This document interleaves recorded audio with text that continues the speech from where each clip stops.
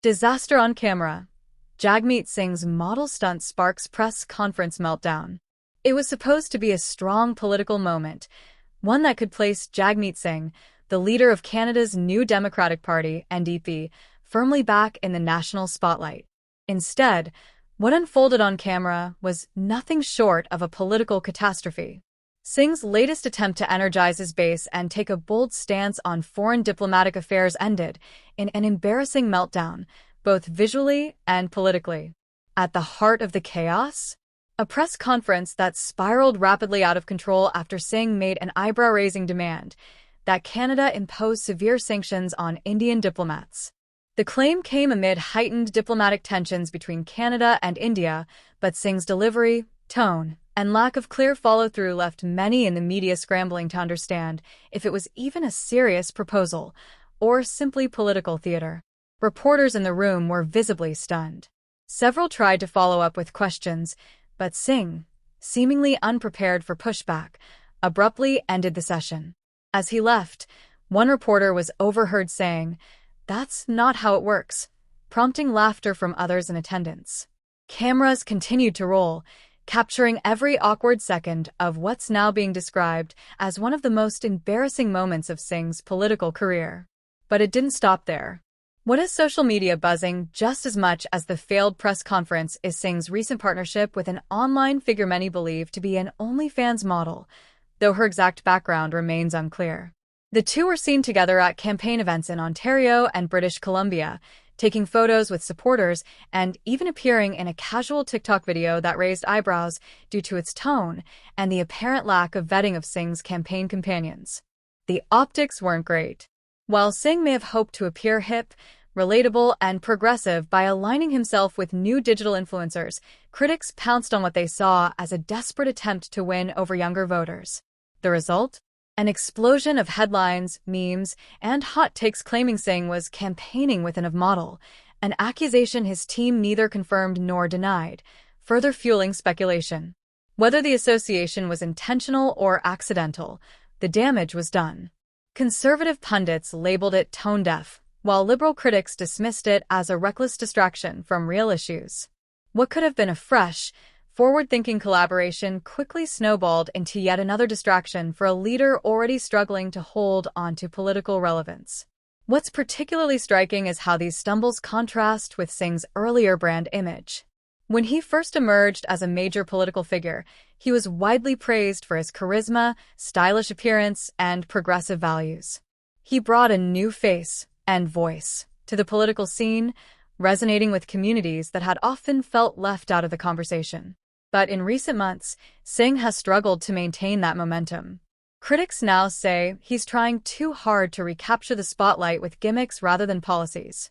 Even staunch NDP supporters have raised concerns that the party is relying more on viral moments than meaningful platforms. This criticism hit a fever pitch during Singh's heated exchange in Parliament with Conservative leader Pierre Poilievre. Poilievre, never one to hold back, lambasted Singh with a now viral quote, "A fake, a phony, and a fraud." The NDP leader didn't fire back with his usual confidence. Instead, the moment played into a growing narrative that Singh's once vibrant political fire has dulled into defensive performances and clumsy stunts. And yet, Singh's troubles seem to follow him not only into political halls and press briefings, but also out on the campaign trail. During a public event in Newfoundland, Singh was confronted by a heckler who hurled both expletives and homophobic slurs at him. Rather than ignore the individual, Singh approached him, attempted to speak calmly, and addressed the disrespect head-on. The incident was meant to showcase Singh's courage and ability to confront hate with civility. But even that backfired to some extent. While many praised him for his composure, others questioned the necessity of engaging directly. Some felt Singh should have dismissed the moment and focused instead on policy. Others worried that the event became more about Singh's confrontation than the issues he was there to promote. Through all of this, what becomes apparent is that Singh's political compass may be spinning without direction. His core base remains loyal, but even they are starting to ask tougher questions. Where is the focus on healthcare? Affordability? Indigenous rights? Climate action? Instead of bold, strategic initiatives, Singh's campaign seems mired in a whirlwind of awkward moments, viral misfires, and headline-chasing decisions that fall flat.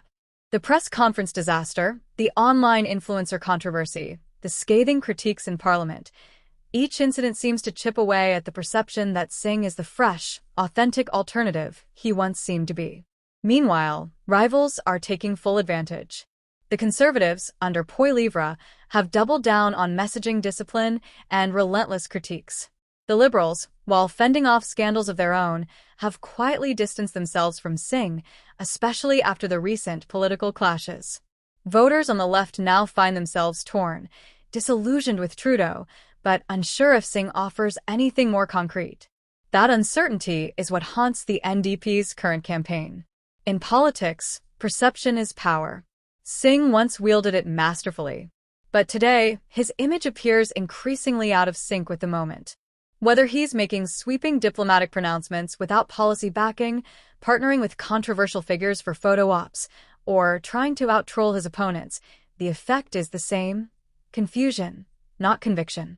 In a world where every press conference, every social media post, and every political ally is scrutinized for authenticity, Singh's recent stunts are raising more questions than answers. Is he trying to rebrand, reclaim lost ground, or simply keep up in a digital-first, media-driven political age?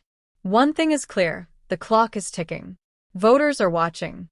And the next time Singh steps in front of a microphone, it might not just be laughter he hears. It could be silence. Or worse, indifference.